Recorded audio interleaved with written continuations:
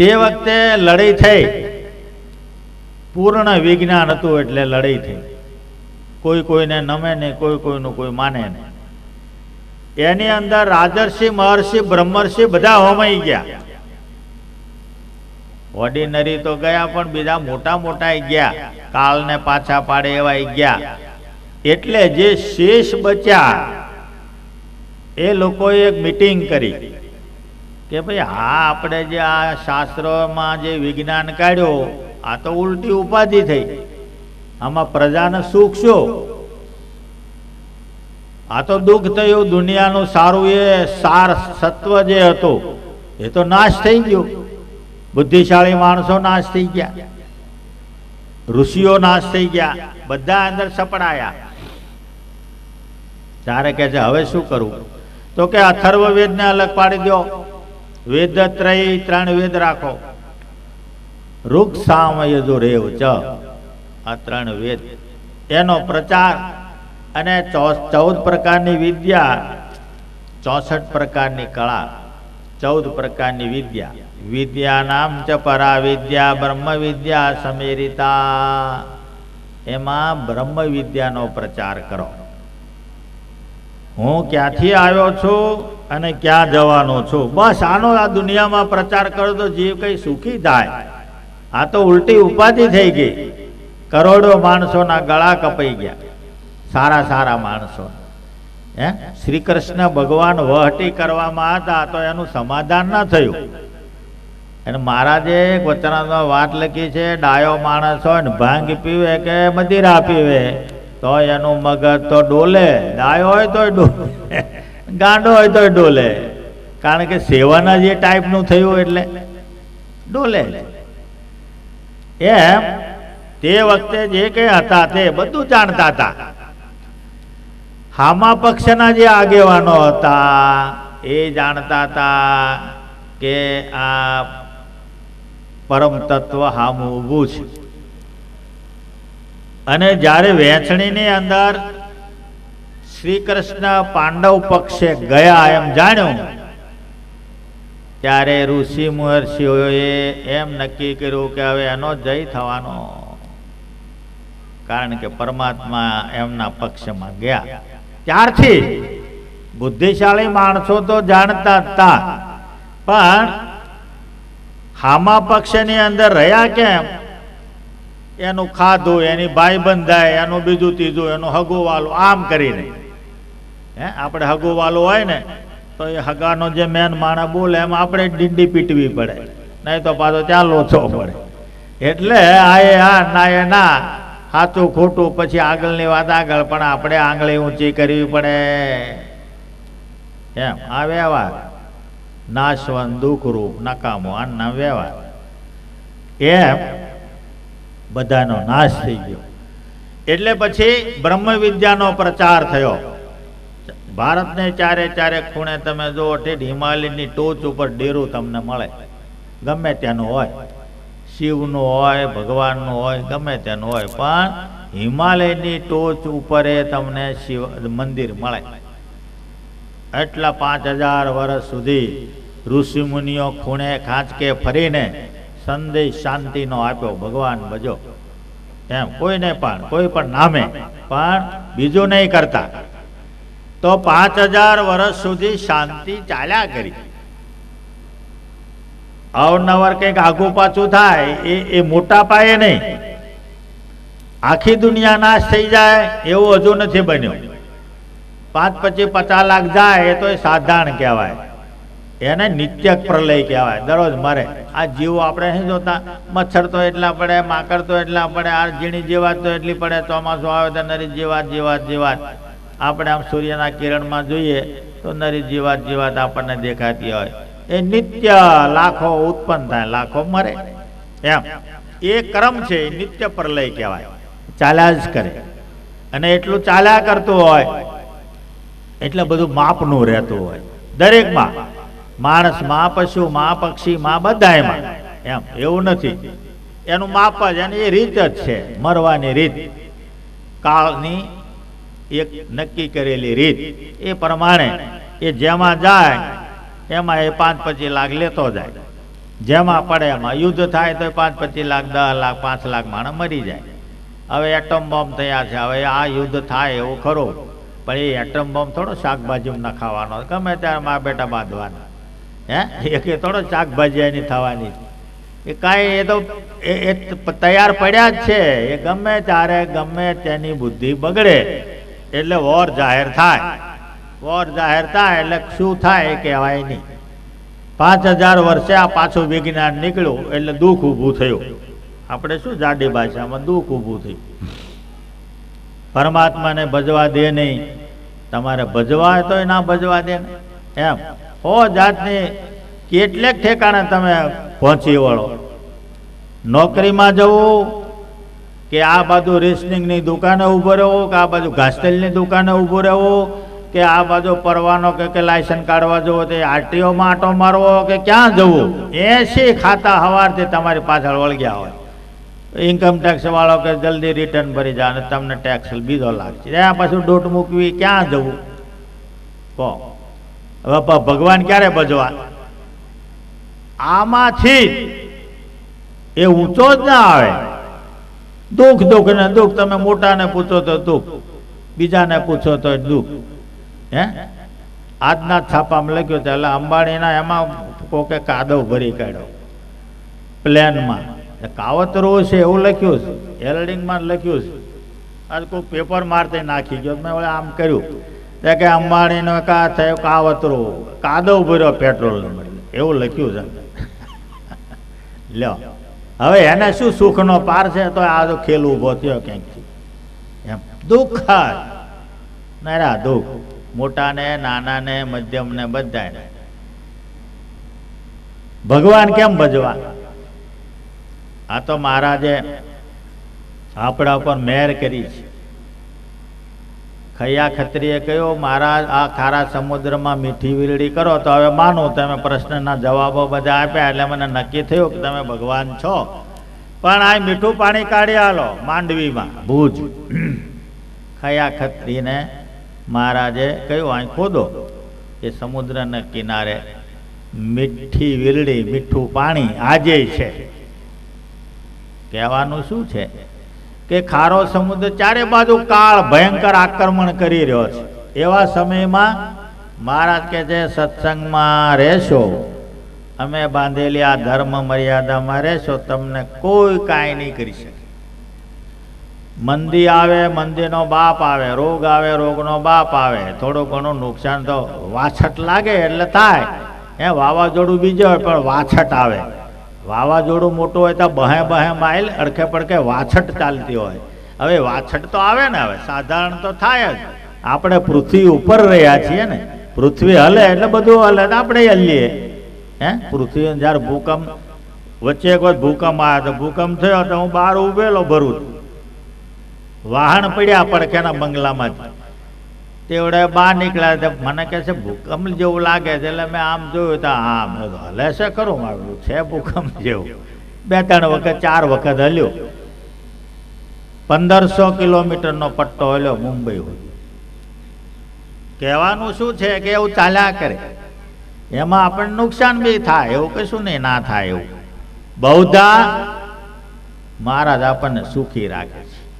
આ બહુ મોટી વાત છે.